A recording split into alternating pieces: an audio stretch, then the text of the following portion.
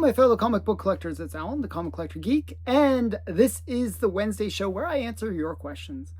Each week, people ask me a bunch of questions. Each week, I answer them. So, last time I did the first time of doing 4K. You'll notice that this is in 4K as well. I'm going to try to keep going with 4K. Just so you know, it takes a lot longer to do it in 4K. The big problems with 4K, just from a technical side, is that it takes more file space. And that sounds like pretty a minor issue, actually. I just clear my phone, and I do all these through my phone. But the problem with it, just so you know, is whenever you have to make edits, well, you're editing a big file. So it always takes a little bit longer to process. But then when you upload it, it also takes about, it normally takes me about 10 minutes to upload a video. With the HD videos, it can take up to an hour to up to 3 hours. Especially these longer ones take about 3 hours to upload. Just so you know, it's a lot longer process. But I do that because I want to make people happy. I hope that the HD version is worth it. So I'm doing that for you guys. Okay, let's get into the questions. Some really great questions. So many people were talking about the HD thing, though, or 4K thing, that most of the comments were about that rather than about new questions. But we have 6 new questions, and let's get right into them. First question comes from Mark Webb, who wrote, I seem to recall that you have a complete collection of Warren comics. What are your favorite Creepy and Eerie covers? Okay, so I'm going to show just a variety pack of Creepy and Eerie's that I really like. These are my favorite. I kind of went through the whole the whole collection and picked out some of my favorites. I think I picked a bunch for both. No real number. I like a big stack for this. This is just Creepy or Eerie's, I should say. Is this all Eerie's? Oh my goodness. And then another big stack of Creepies. so 2 big stacks. Hopefully you'll enjoy it. We're going to start out with Eerie number 95. I love these ones where Vampirella kind of makes an appearance in Eerie. I think they were doing that towards the end of the Eerie run just to kind of drive a bit more sales. But this one's a really great action-y sci-fi cover for Eerie. I think it's really good. You got the Rook and Vampirella. So it's kind of fun. And one of my first artists that I ever collected was Richard Corbin. And here is some Richard Corbin on Eerie. I always love this one. I think something about his colors usage I really like. And I think his women are generally pretty sexy in a way. They're more voluptuous, but they're pretty sexy. So this is Eerie number 90. And then we have Eerie number 86. This one's kind of a bit sexier with the girl and monster girl with her face in her hand. That's kind of weird. It looks like a werewolf or something, and maybe a vampire back here. Just a lot of little details, and some ghouly guy back here and here. Just lots of details in this one. I just really like that. I like covers that have a lot of stuff going on. And this one I just think is cool. It's the first appearance of the Rook in Eerie. He actually appeared earlier, but this is his Rook appearance. So yeah. Actually, I'm not sure. Wait, this might be actually his first appearance. There's another book, I believe, though. One sec. I got to remember about that. But this is, yeah. Rook. Who's a cool character. He has this rook. It's literally a rook that he uses as his time-traveling device. And then we got Eerie number 81. Just a really cool cover. I always forget who did this one. Oh, this is Frazetta. I should have known just by the style of her face. So Frazetta cover. Really great. King Kong meets the 50 tall, foot tall woman kind of thing. Kind of a mixture of the two. And then we got some more Richard Corbin, a bit of a more sexy one. And then we got number 51, where really great portrait of Cousin Eerie. And the interesting thing about this Cousin Eerie is this same image was used in their poster. They had like these full height posters that they had of the characters, like Vampirella, Creepy, and Cousin Eerie. And then, so this one is the Cousin Eerie, but it's the same image and that's over the previous covers. Some of these covers I really like, so it's kind of a all-in-one kind of thing. And then you got here's another one that I really enjoy, the vampire. And I always like these ones where the guy is carrying the girl. I just think something about it, kind of like it. The girl, you know, she's a little bit more upright than usual, but, you know, I think it's a cool one. And I always like this cover. This one I actually made into a poster that I had on my wall when I was in university, because I always like this. This is what I always think of when I think of zombies. I always think of them kind of, you know, bursting through the window and grabbing you, kind of thing, like that kind of situation. And these ones are kind of ghoulish looking, so kind of fun. And then we got Eerie number 31. So, you know, I like the way this one is done. There's almost like a spotlight that's on this sexy girl in the middle. And then you got kind of more subtle colors for the other ones. I kind of like that. And that was that's a San Julian one, I guess is the way you pronounce it. And then we got Eerie number 30. I always like mummy covers. And I like this boy lighting the mummy on fire. And you got a bit of a good girl as well in this one. Just a fun one. And next one is number 15. I like this one with I like Little Women. So this is like she's almost like a fairy or something. I'm not sure what's going on. The doll collector. She's I guess a doll. And yeah, so this is just a kind of a fun one. And another mummy cover. This is what whenever you watch those older mummy movies, it's always like the archaeologists are going in and they open up the tomb and it says, before they open it up, they read it says, cursed, do not open. Of course they open it up and the mummy always comes out and strangles them. So yeah, it's kind of a thing. So yeah, this is Eerie number 12. These are a little bit out of order. We got Eerie number 13. I just thought this was a kind of a great cover. Another one I had made into a poster on my wall. People thought maybe I was a little weird with all my eerie and creepy posters. So this one I always thought was cool. And last one, another Fazetta cover. This is probably one of the more classic ones. They actually made a poster of this, and I have it, of... this is like a very classic Fazetta cover. I think this original artwork actually sold for lots of money as well. So those are the Eerie's. Now let's get into the Creepies. I don't have as many Creepies, but there's a lot of good ones. We have Creepy number 51. This is a great witch burning one. So really, really fun on that side. Again, I really like it when Vampirella kind of makes her crossovers. So this is Creepy number 50. It's like the 50th anniversary special. And you got all the characters. That's Uncle Creepy in the middle. And then next to him is Cousin Eerie. Then you got Dracula and Frankenstein and Vampirella. Still a really fun one. I had that made as a poster as well. So that was another one I made into a poster. And then we have Creepy number 42. I like my women. I like these women covers. So you'll notice a bit of a theme there. Then we have number 16. It's another Fazetta. I believe it's Fazetta. Yeah, I'm pretty sure. It's really cool. And another Fazetta.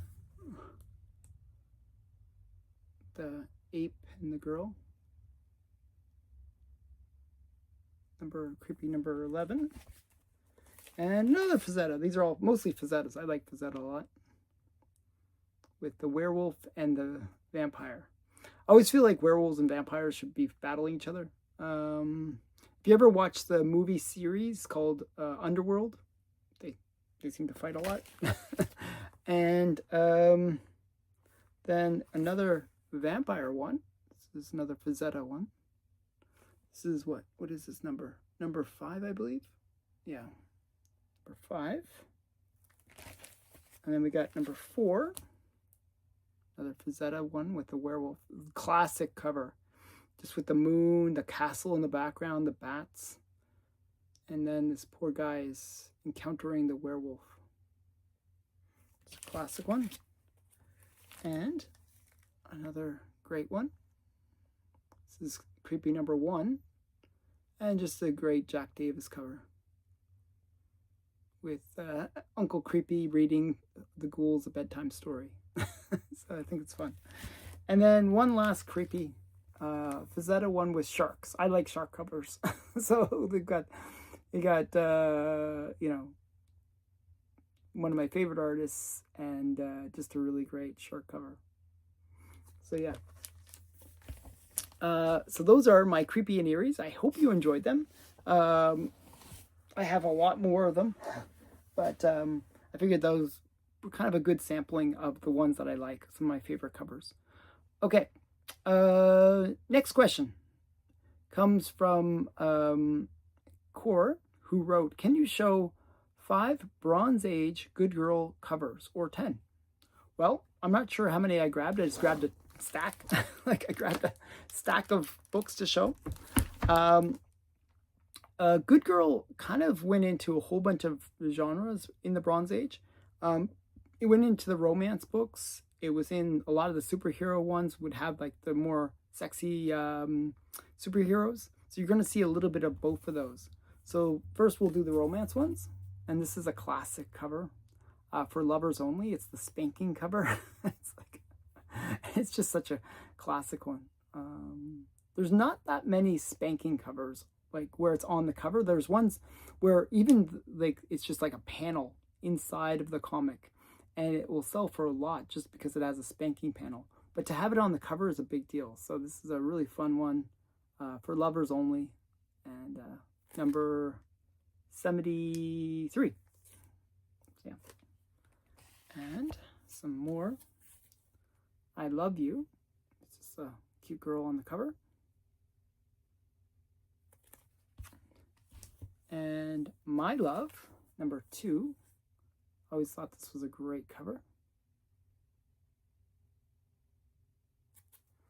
And then another title that has lots of good girl, it's like just mainly good girl stuff, is Archie. So these are all some Archies, girls in bikinis. I tried to have a pretty good Archie bikini collection, if that makes sense. And this is one of them. A lot of these would be done by, you know, Dan DeCarlo or one of those artists, or Al Hartley or something like that. So yeah, we got some more bikini girls.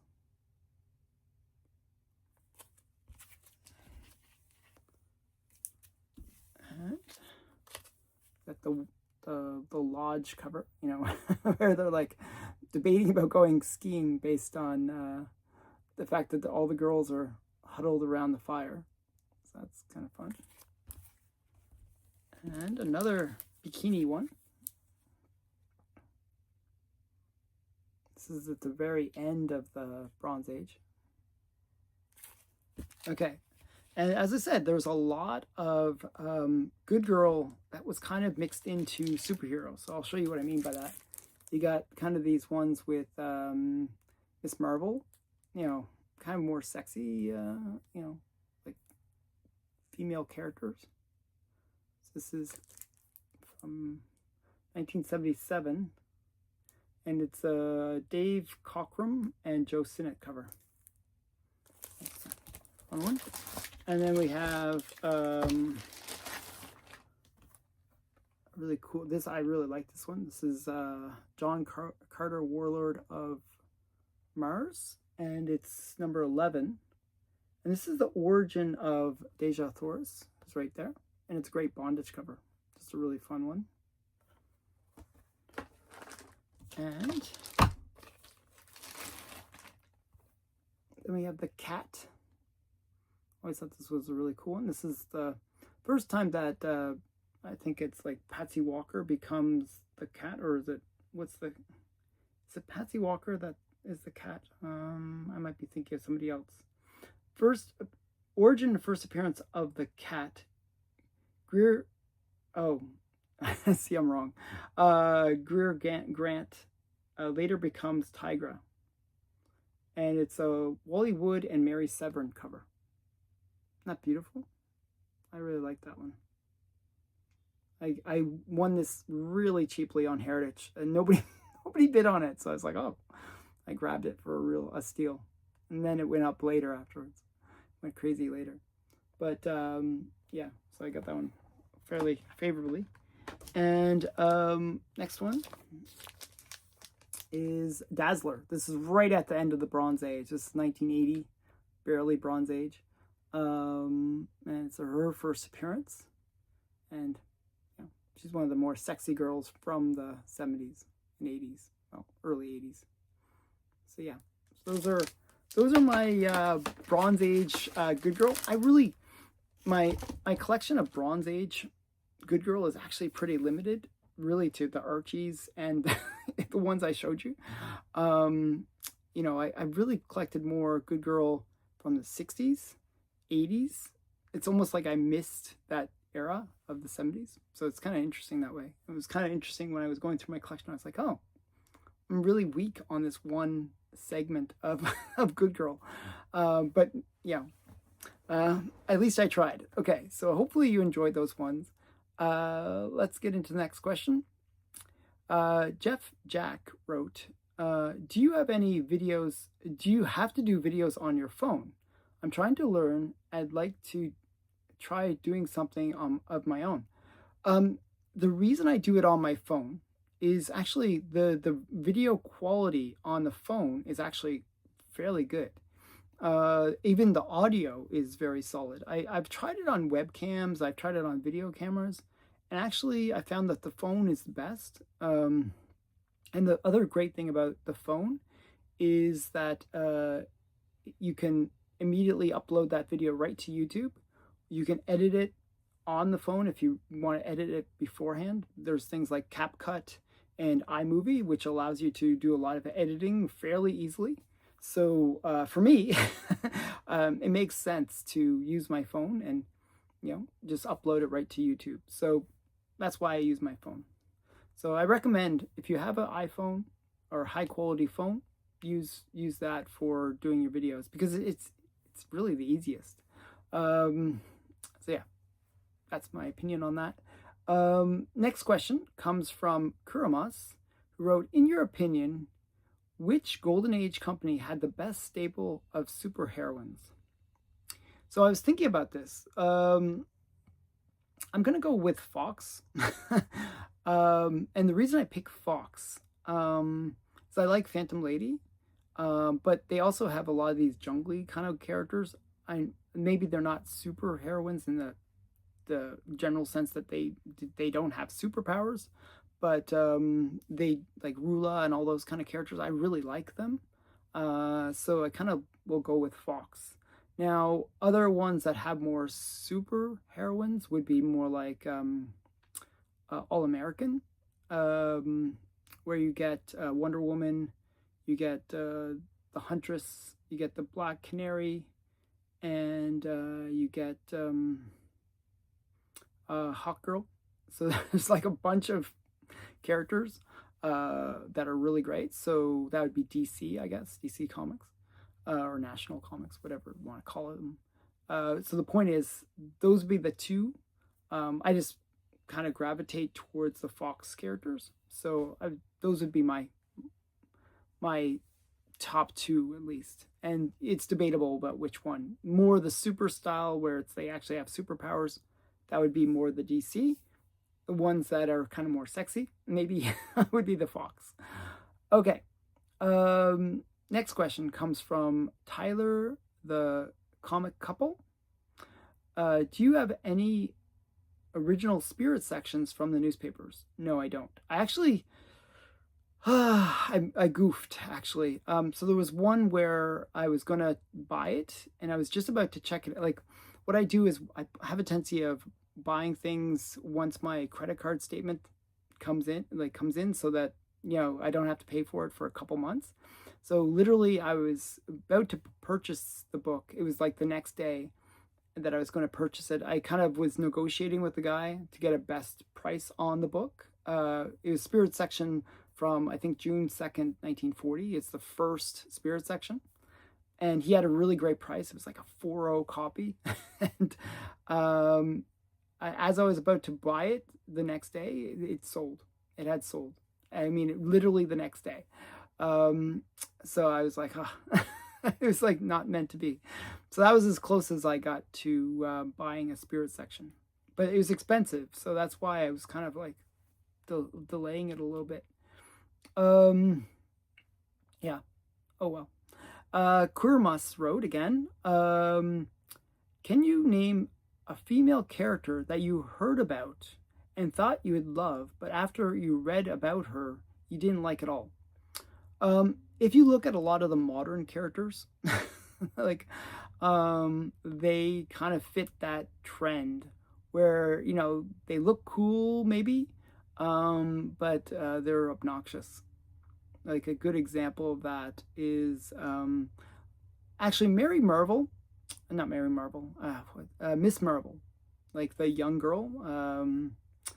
She's actually not bad. She was her first books were actually quite good. I have to say. But later reading her, I didn't like the later issues. And so she started out really good, and I actually I really had a lot of hope for her as a character. She was kind of a little bit goofy in the movies, but actually in the comics she wasn't bad. She was actually a pretty cool character. The characters that I'm thinking more of would be American Chavez, like, or Batwoman, the one that they made later on, where she's like a lesbian and all this kind of stuff. Kind of defeated the purpose of why she was created in the original purpose. So a lot of those things, like, they look great or they look cool, and then it was just like the way that they wrote the characters are just obnoxious for the most part. So those ones would be the ones that I was thinking about, like sort of the more modern stuff where kind of the comics had moved into being more about representation and for the sake of representation, and more just pushing an agenda rather than actually telling cool stories. So that's when those kind of characters get created. Obviously, they're pretty obnoxious. Yeah, so those would be the ones I was thinking about. For the most part, I like most female characters. I actually kind of like female characters because I like women in comics. So, but those ones didn't appeal to me. Okay, so if you have a question and you want it answered, put it in the comments below and I will do my best to answer it. Thanks again for watching. Bye for now.